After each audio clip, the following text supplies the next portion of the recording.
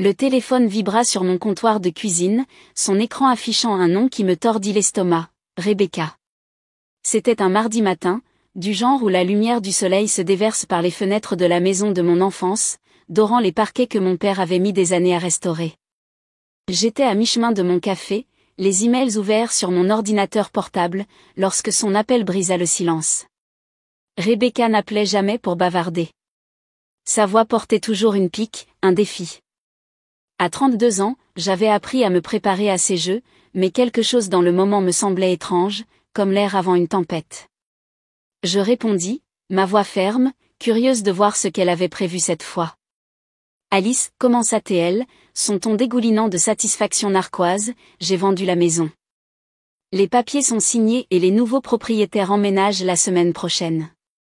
J'espère que tu as appris ta leçon sur le respect de tes aînés. Les mots me frappèrent comme une gifle, mais je ne sciais pas. La maison dont elle parlait était l'héritage de mon père, celle qu'il m'avait laissée à sa mort il y a 2 ans.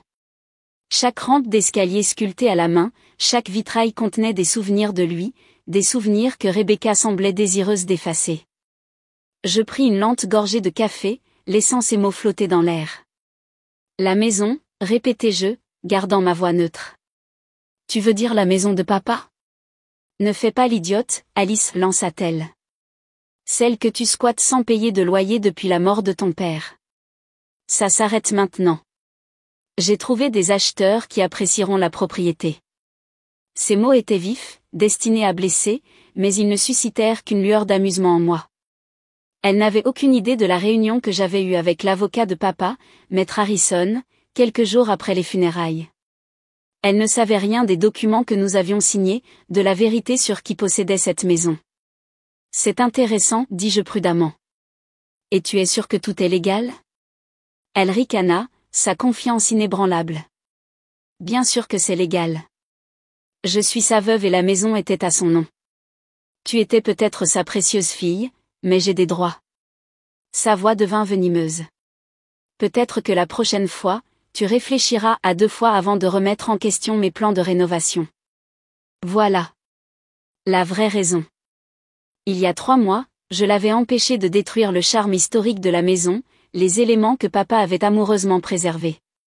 Cette vente était sa vengeance. J'espère que tu en as obtenu un bon prix, dis-je, mon ton léger, presque taquin. Ne t'inquiète pas du prix, rétorqua-t-elle. Sois juste parti d'ici vendredi prochain. Les acheteurs sont impatients de commencer les rénovations. Je pouvais l'imaginer ricaner, m'imaginant me démener pour faire mes valises. Si seulement elle savait. Merci de me l'avoir fait savoir, dis-je, ma voix calme. Au revoir, Rebecca. En raccrochant, un sourire se dessina sur mes lèvres. Elle pensait avoir gagné, mais elle m'avait sous-estimé, tout comme elle avait sous-estimé la prévoyance de papa. Je posai mon café et composai le numéro de maître Harrison. Cela allait devenir intéressant, et j'avais une place au premier rang pour regarder ces plans soigneusement élaborés s'effondrer. La maison semblait vivante de souvenirs alors que je raccrochais avec Rebecca, sa voix narquoise résonnant encore dans mon esprit. À 32 ans, j'avais vécu dans cette maison américaine, s'étendant sur 3000 pieds carrés d'histoire, toute ma vie, sauf pendant mes études. Ces murs, peints dans les bleus doux que papa avait choisis, contenaient des histoires de nos rires, de nos longues conversations nocturnes. Le jardin, où ces roses s'épanouissaient en éclats de rouge provocateurs, était son sanctuaire. Il était décédé il y a 2 ans, me laissant non seulement la maison, mais un héritage que j'étais déterminé à protéger. L'appel de Rebecca avait éveillé quelque chose de féroce en moi, une résolution de l'honorer en gardant cet endroit intact de sa cupidité. Il y a 5 ans, quand j'avais 27 ans, Rebecca était entrée dans nos vies. Papa l'avait épousée lors d'une cérémonie discrète, et au début, elle joua parfaitement le rôle de la belle-mère attentionnée. Ses sourires étaient chaleureux, ses mots doux, promettant de s'intégrer à notre famille. Mais après le mariage, son masque tomba. Elle faisait des commentaires désobligeants sur mon lien étroit avec papa, suggérant que j'étais trop vieille pour être si attachée. Elle réorganisait le bureau de papa, déplaçait ses vieux disques dans un débarras et insistait pour redécorer les pièces qu'il avait mis des décennies à restaurer. Les rampes d'escalier sculptées à la main, polis jusqu'à luire, étaient démodés pour elle, les vitraux qui projetaient des arcs-en-ciel dans le salon étaient criards. Papa finit par voir clair en elle, mais à ce moment-là, sa santé déclinait, ses forces sapées par une maladie qui semblait venue de nulle part. Il y a 3 mois, ses vraies couleurs éclatèrent. Elle annonça des plans pour remodeler la maison, arracher les parquets et remplacer les roses par un patio moderne. Je me suis battue, citant la valeur historique de la maison, sa place dans le cœur de notre famille. Elle recula, mais ses yeux brûlaient de ressentiment. Maintenant, sa tentative de vendre la maison était une représaille, un jeu de pouvoir pour effacer la mémoire de papa et affirmer son contrôle. Mais elle ne savait pas ce que je savais, ce que papa s'était assuré que je comprendrais le moment venu. Je repensais à une nuit, dans ces derniers mois, alors que Rebecca était à son rendez-vous hebdomadaire au spa. Il m'appela dans son bureau, sa voix faible mais urgente. « Alice, avait-il dit, utilisant le surnom qu'il m'avait donné enfant, fais-moi confiance. Les choses ne sont pas ce qu'elles semblent être avec Rebecca. J'ai pris des dispositions. Le moment venu, voit James Harrison. Il t'expliquera tout. » J'avais voulu insister, lui demander ce qu'il voulait dire, mais ses yeux étaient lourds d'épuisement. 2 semaines plus tard, il était parti, laissant un vide que Rebecca ne perdit pas de temps à essayer de combler. Quelques jours après les funérailles, je rencontrai Maître Harrison à son bureau du centre-ville, un petit espace encombré de livres de droit et de photos encadrées de ses petits-enfants. Il était chaleureux, sa voix ferme alors qu'il exposait le plan de papa. La maison, expliqua-t-il, n'avait jamais été uniquement au nom de papa. Grâce à une série de manœuvres juridiques, de fiducie et de transferts que je ne comprenais pas entièrement, papa l'avait protégée, s'assurant que j'étais la seule bénéficiaire. La revendication de Rebecca en tant que veuve était sans valeur, elle n'avait aucun droit légal de vendre. Votre père a vu cela venir, dit Maître Harrison, une lueur d'admiration dans les yeux. Il voulait que vous soyez en sécurité et que cette maison soit préservée. Je traversais la maison maintenant, mes doigts traçant les cadres de porte que papa avait poncés, les bancs de fenêtre où nous avions lu ensemble, l'allée du jardin bordée de roses qu'il avait entretenue. Chaque pas me ramenait à la réalité, me rappelant pourquoi je me battrais pour cet endroit. Rebecca pensait pouvoir effacer l'héritage de papa d'une simple signature, mais elle avait mal calculé. Elle ne comprenait pas la profondeur de sa prévoyance, la force qu'il m'avait inculquée. Je pris une photo du bureau, une de nous peignant le salon, tous deux couverts de taches de bleu, mais souriants. C'était un rappel, cette maison n'était pas seulement des murs et des fenêtres, c'était nous, nos rires, notre amour, notre lien indéfectible. Le plan de Rebecca était audacieux, mais celui de papa était plus intelligent, et j'étais prête à le mener à bien, à laisser sa confiance excessive la conduire directement dans le piège qu'il avait tendu des années auparavant. L'appel de Rebecca avait laissé un arrière-goût amer, mais alors que je me tenais dans le bureau, entouré des livres de papa et de l'odeur de vieux bois, je ressentis une certitude tranquille. Sa déclaration narquoise sur la vente de la maison était une erreur, un geste qui défrait ses plans plus vite qu'elle ne pouvait l'imaginer. À 32 ans, j'avais appris la patience de papa, comment attendre, observer et laisser les autres révéler leurs défauts. Maintenant, avec l'avenir de la maison en jeu, j'étais prête à agir, non pas avec colère, mais avec la précision qu'il m'avait enseignée. Je pris mon téléphone et composai le numéro de Maître Harrison, l'avocat qui détenait la clé du piège soigneusement tendu par papa. « Alice, répondit-il, sa voix chaleureuse d'anticipation. Je vous attendais. » Je souris, imaginant son bureau encombré, les livres de droit empilés. Elle l'a fait, dis-je, mon ton ferme. Rebecca essaie de vendre la maison. Son petit rire était doux, presque conspirateur. Vraiment ? Eh bien, cela devrait être intéressant. Devons-nous mettre les choses en branle ? J'acquiesçai, bien qu'il ne pût pas le voir. Oui, mais assurez-vous que les acheteurs connaissent la vérité. Je ne veux pas qu'il soit pris dans son pétrin. Maître Harrison accepta, promettant de contacter immédiatement leur avocat. En raccrochant, je sentis les premiers frémissements de la victoire, comme une brise avant l'aube. Je traversai la maison, mes doigts effleurant le verre frais des vitraux, leur couleur dansant sur le sol. Le salon, avec ses plafonds de 12 pieds, ressemblait à un sanctuaire, chaque coin murmurant des souvenirs de papa, son rire alors que nous accrochions les rideaux, sa fierté lorsqu'il termina la cheminée. La menace de Rebecca de laisser les acheteurs rénover cet endroit me piqua, mais elle me nourrit aussi. Elle ne savait pas que la maison était à moi, sécurisée dans une fiducie qu'elle ne pouvait pas toucher. Cette connaissance était mon bouclier, et je le maniais avec soin, attendant le bon moment pour frapper. Mon téléphone vibra avec un SMS de Rebecca, les clés sur mon bureau d'ici jeudi, Alice. Ne rends pas les choses difficiles. Ces mots étaient vifs, exigeants, mais je les vis pour ce qu'ils étaient, le désespoir masqué en contrôle. Je répondis, ne t'inquiète pas, Rebecca. Tout s'arrangera. Le vague était délibéré, un indice que je détenais des cartes qu'elle ne pouvait pas voir. Je posai le téléphone et ouvris un tiroir du bureau de papa, sortant une photo de nous dans le jardin, agenouillés parmi les roses, son sourire large et franc me rappelant pourquoi je me battais, non seulement pour la maison, mais pour lui, pour nous. Plus tard, Maître Harrison rappela. L'avocat des acheteurs a été prévenu, dit-il, sa voix teintée d'amusement. Il rédige une lettre à Rebecca en ce moment même. Elle le saura cet après-midi. Je m'appuyai contre le comptoir de la cuisine, le même où papa et moi faisions des crêpes. Combien de temps avant qu'elle ne réagisse, demandai-je. Pas longtemps, répondit-il. Elle va avoir un choc. Je le remerciai, mon esprit imaginant déjà son visage lorsque la vérité la frapperait. La maison, avec ses 3000 pieds carrés d'histoire, n'était pas à elle de la vendre. Elle était à moi. Et je la protégerais, non pas avec des cris, mais avec la force tranquille que papa avait toujours admirée. Le soleil de l'après-midi était bas, projetant de longues ombres sur le jardin, lorsque la Mercedes de Rebecca dérapa dans l'allée. J'étais agenouillée parmi les roses de papa, leurs pétales doux sous mes doigts, lorsque la portière de la voiture claqua. Ses talons claquèrent furieusement sur le chemin de pierre, et je levai les yeux pour la voir foncer vers moi, une lettre froissée à la main. À 32 ans, j'avais déjà affronté ses pics, mais c'était différent. Sa façade soigneusement polie se fissurait, la rage débordant. Je restai assise, mon calme contrastant délibérément avec sa fureur, prête pour la confrontation que je savais imminente depuis son appel. Espèce de petite sorcière intrigante, hurla-t-elle en me tendant la lettre. Tu savais ça depuis le début.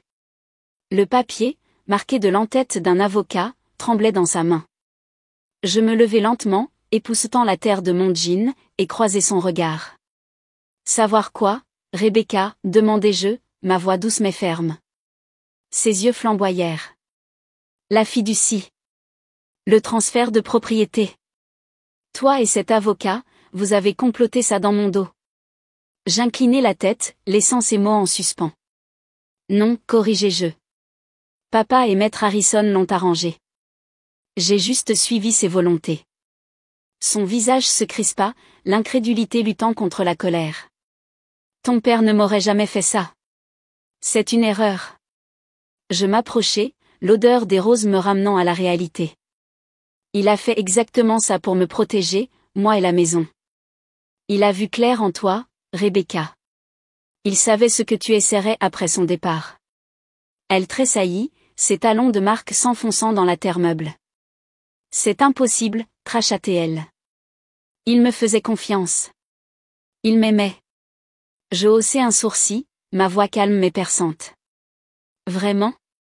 Ou t'a-t-il laissé croire qu'il le faisait? La couleur quitta son visage alors que la vérité s'installait. J'insistai, chaque mot mesuré. La maison n'a jamais été à son nom. Il l'a transférée à une fiducie il y a des années, avant de te rencontrer. Je suis la seule bénéficiaire. Tu n'avais aucun droit de la vendre. Sa main trembla, froissant davantage la lettre. Tu mens, murmura-t-elle, mais le doute vacilla dans ses yeux. Vérifie les registres fonciers, suggérai-je, mon ton presque aimable. Ils sont publics. Papa s'est assuré que tout soit transparent le moment venu. Le souffle de Rebecca se coupa, son sang-froid s'effondrant. Les acheteurs menacent de poursuites judiciaires, dit-elle, la voix brisée. Sais-tu à quel point c'est humiliant? J'acquiesçai, imperturbable. Presque aussi humiliant que d'essayer de me chasser de ma propre maison, ou de prétendre se soucier de papa juste pour avoir son argent. Elle recula comme si je l'avais frappée. Tu ne comprends pas ma relation avec lui, lança-t-elle. Je m'approchai, ma voix basse. Je comprends plus que tu ne le penses. Papa m'a tout raconté. Le contrat de mariage que tu n'as pas voulu signer, les retraits de ses comptes, les hommes que tu rencontrais pendant qu'il était à l'hôpital. Ses yeux s'écarquillèrent, le choc remplaçant la colère. Il savait, murmura-t-elle. J'acquiesçai. Il savait tout. Il a attendu, observé et planifié. Tel père, telle fille. Pour la première fois, Rebecca resta sans voix, ses épaules s'affaissant. Je sortis mon téléphone, le brandissant. J'ai enregistré cette conversation. Tu veux que je l'ajoute au dossier que Maître Harrison constitue sur ta fraude? Son regard se darda sur le téléphone, la panique fulgurant. Tu n'oserais pas, siffla-t-elle. Je souris, canalisant la force tranquille de papa. Et c'est moi. Elle recula d'un pas, ses talons s'accrochant dans l'herbe. Ce n'est pas fini, menaça-t-elle, mais sa voix manquait de conviction. Si, ça l'est, dis-je, mon ton final. Quitte la maison. Laisse-moi tranquille. Laisse la mémoire de papa tranquille. Et c'est quoi que ce soit d'autre, et tout sortira. Les liaisons, l'argent, tout. Ses yeux cherchèrent les miens, calculant, mais elle ne trouva aucun bluff. Bien, cracha-t-elle en se tournant vers sa voiture. Garde ta petite victoire. Alors qu'elle partait en trombe, la lettre de l'avocat glissa de sa main, voltigeant jusqu'au sol. Je la ramassai, lissant le papier froissé. Le jargon juridique était dense, mais son message était clair. La vente de Rebecca était frauduleuse, sa revendication inexistante. Elle avait perdu, et elle le savait. Les roses se balançaient dans la brise, leur beauté témoignant silencieusement de la présence durable de papa. Je glissai la lettre dans ma poche, le cœur ferme. Rebecca pensait me donner une leçon, mais elle en avait appris une à la place, sur la sous-estimation de la force cachée dans la patience. Les feux arrière de Rebecca avaient à peine disparu au bout de la laine quiétude s'installa sur la maison, comme si elle soupirait de soulagement. Le jardin, avec ses rangées de rosiers de papa s'étendant sur 20 pieds, luisait sous le crépuscule, leurs pétales captant la dernière lumière. À 32 ans, j'avais affronté sa colère et gagné, mais la victoire semblait creuse sans comprendre toute la portée du plan de papa. Je retournai à la maison, les parquets en chêne craquant doucement sous mes pas, et me dirigeai vers son bureau. La pièce, avec ses étagères de romans usés et la cheminée qu'il avait reconstruite, ressemblait à un sanctuaire à sa mémoire. J'avais besoin de réponses, d'une dernière pièce pour donner un sens à sa stratégie silencieuse. Je commençai à trier son bureau, les tiroirs lourds de papier et de souvenirs. Mes doigts effleurèrent une enveloppe, glissée sous une pile de vieilles lettres. Mon nom, Alice, écrit de l'écriture familière de papa. La date, quelques jours seulement avant sa mort, me fit frissonner. Je l'ouvris, le souffle coupé alors que ces mots se déroulaient. Ma très chère Alice, si tu lis ceci, Rebecca a fait son coup, et tu as appris l'existence de la fiducie. Je suis désolée de ne pas avoir pu tout te dire. Elle surveillait de trop près, et j'avais besoin qu'elle croie qu'elle avait gagné. Sa confession était brute, chaque phrase une révélation. Il la soupçonnait depuis des années, remarquant ses cruautés subtiles, sa cupidité masquée en amour. La lettre devint plus sombre. 1 an après notre mariage, je suis tombée malade. Vertige, faiblesse. Ce n'était pas naturel. James a enquêté, et nous avons trouvé des traces de quelque chose dans mon thé. Lent, mais délibéré. J'ai joué le jeu, les laissé croire que je m'éteignais, pendant que je sécurisais la maison pour toi. Mes mains tremblaient, la rage et le chagrin se heurtant. Rebecca n'avait pas seulement comploté pour la maison, elle avait essayé de voler la vie de papa. Il l'avait déjouée, transférant la maison à une fiducie, mais le prix était son silence, sa prétention de confiance en elle. Pardonne-moi d'avoir semblé distant ces derniers mois, écrivit-il. C'était pour te protéger. Il termina par une note cryptique, vérifie la cheminée, derrière la brique lâche. Il y a quelque chose pour toi. Je traversai jusqu'à la cheminée, sa pierre chaude de la chaleur du jour. La brique lâche, la troisième en partant de la gauche, se dégagea facilement, révélant une petite clé USB et un bout de papier. Montre ça à la police quand tu seras prête. Mon pouce accéléra alors que je branchai la clé sur mon ordinateur portable. Des vidéos se chargèrent, des images granuleuses de caméras cachées que papa avait installées. Rebecca dans la cuisine, versant de la poudre dans son thé. Rebecca au téléphone, complotant avec un homme que je ne reconnaissais pas, discutant de la valeur de la maison après son départ. Chaque clip était un poignard, la preuve de sa trahison. J'appelais Maître Harrison, la voix tremblante. James, j'ai trouvé la lettre de papa et une clé USB avec des vidéos.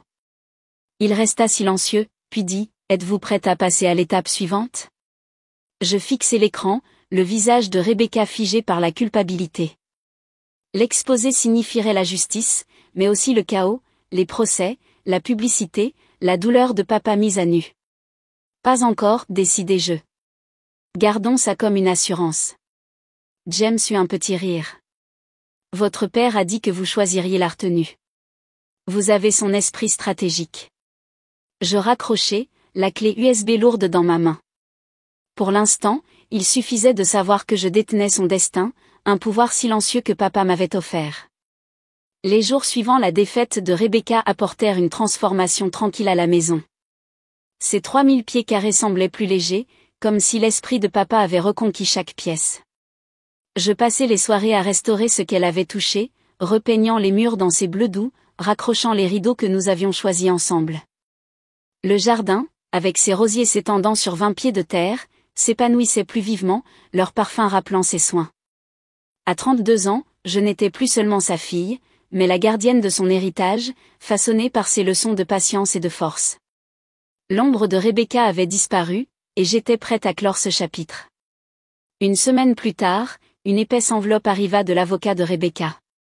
À l'intérieur se trouvait un document officiel, ses pages craquantes de poids juridique, renonçant à toute revendication sur la maison ou la succession de papa. Une note manuscrite était glissée à côté, son écriture acérée, « Tu as gagné, Alice. Je quitte l'État. Garde ce que tu sais pour toi. » Je la lus dans le bureau, la lueur de la cheminée réchauffant la pièce. Elle avait trouvé les caméras, réalisai-je, probablement en fouillant la maison dans la panique après notre confrontation. L'existence de la clé USB, même non montrée, l'avait forcée à se rendre. Je mis la note de côté, ressentant non pas le triomphe, mais la paix. Le plan de papa avait fonctionné, non pas par la confrontation, mais par la menace de la vérité. J'entretenais le jardin quotidiennement, agenouillé parmi les roses comme papa le faisait autrefois. Leurs racines, cachées profondément dans le sol, reflétaient la force qu'il m'avait enseignée, silencieuse, endurante, s'épanouissant le moment venu. Un soir, alors que je taillais une tige épineuse, je le sentis près de moi, sa voix presque audible, les racines les plus fortes poussent en silence, Alice, cachée jusqu'à ce qu'on en ait besoin. Je souris, les cisailles fermes dans ma main. Il avait su que ce jour viendrait, m'y avait préparé avec chaque mot cryptique, chaque choix prudent. La clé USB restait derrière la brique de la cheminée, gardienne silencieuse. Je n'avais pas besoin de l'utiliser. Le départ de Rebecca était une preuve suffisante de son pouvoir. La maison se dressait comme elle l'avait toujours fait, ses vitraux projetant des arcs-en-ciel, ses rampes d'escalier luisant sous mon contact. C'était plus qu'une maison, c'était un témoignage de l'amour de papa, de sa prévoyance, de sa foi inébranlable en moi. Je traversai ces pièces, les parquets craquant doucement, et ressentis une complétude que je n'avais pas connue depuis sa mort. Rebecca avait essayé de voler cet endroit, de rompre notre lien, mais elle avait échoué. Dans le jardin, sous un ciel strié de crépuscule, je regardais les roses, leurs pétales se déployant en une parfaite défiance. Elles étaient le cœur de papa, et maintenant le mien, entretenu avec le même soin qu'il avait montré. Sa dernière leçon résonnait, le timing était tout. J'avais attendu, observé et laissé Rebecca révéler sa nature, tout comme il l'avait fait. La maison, avec son histoire gravée dans chaque poutre, était en sécurité. Quelque part, je savais que papa souriait, sa force tranquille vivant en moi. Alors que je coupais une rose et la posais sur la table de la cuisine, je murmurai, « Nous l'avons fait, papa. » Les mots flottaient dans l'air, une promesse tenue, un héritage préservé. Alors que je me tenais dans le jardin, le parfum des roses m'enveloppant comme une étreinte familière, je réalisais la leçon la plus profonde que papa m'avait laissée à travers cette épreuve avec Rebecca. À 32 ans, j'avais pensé que la force signifiait se battre, répondre au feu par le feu. Mais il m'avait montré quelque chose de plus sage, la patience. Il m'avait appris que c'était une arme plus tranchante que la colère, une façon de laisser la vérité se dévoiler sans se perdre soi-même. Les manigances de Rebecca, sa tentative de vendre ma maison, sa trahison envers papa, s'étaient effondrées non pas parce que j'avais crié ou frappé, mais parce que j'avais attendu, fait confiance à son plan et laissé sa confiance excessive la défaire. Chaque moment où je m'étais retenu, chaque réponse cryptique que j'avais donnée, était un choix pour honorer sa foi dans le timing. La maison, avec ses 3000 pieds carrés de souvenirs, se dressait grâce à cette retenue, ses murs témoignant du pouvoir des racines silencieuses qui poussent en force sous la surface. La lettre de papa, la clé USB, la fiducie, c'étaient des outils, mais le vrai cadeau était sa philosophie, la force réside dans le fait de savoir quand agir et quand observer. Je coupais une rose, ses épines me piquant le pouce, et souris. La vie, comme ce jardin, exigeait soin et patience, une volonté de laisser les choses s'épanouir en leur saison. Rebecca m'avait appris sur la tromperie, mais papa m'avait appris sur la confiance, en moi-même, en lui, en la justice silencieuse qui vient de l'attente. Alors que je posais la rose sur son vieux bureau, je savais que je porterais cette leçon toujours. La vraie victoire n'est pas d'éclipser ses ennemis, mais de leur survivre, de laisser leur propre choix révéler leur défaite pendant que vous vous tenez fermement à la lumière de ce que vous avez préservé.